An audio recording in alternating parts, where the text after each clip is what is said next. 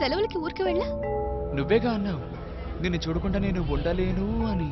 ఇకపై నిన్ను చూడడం కోసం అప్పుడప్పుడు వస్తూ ఉంటాను. నిజంగా వస్తావా? జొన్న చేలలోంచి రావద్దని ఎన్నిసార్లు చెప్పేది? వాట్లాగా ప్రహరీ కూడా ఎందుకై కట్టించిందే? ఎలాంటి అనర్థం జరగకూడదనేగా. ఆ గాయం చూస్తుంటే దాని ఉగ్రం ఇంకా తగ్గినట్లేదు.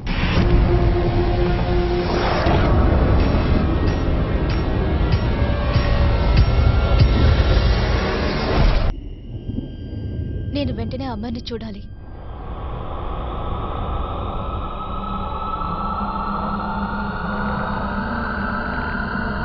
ఇకనైనా ఎవరో జొన్నచేల పక్కకి వెళ్ళొద్దని దండోలు వేయించండి. 20 సంవత్సరాలుగా ఈ ల్యాబ్ మూసింది. ఆ అంబులెన్స్ జాబిల్లి కాదు, క్రూర మృగం రా. మనిషికి మృగానికి జరిగే పోరులోకి దేవుని ఎందుకు తీసుకొస్తారు?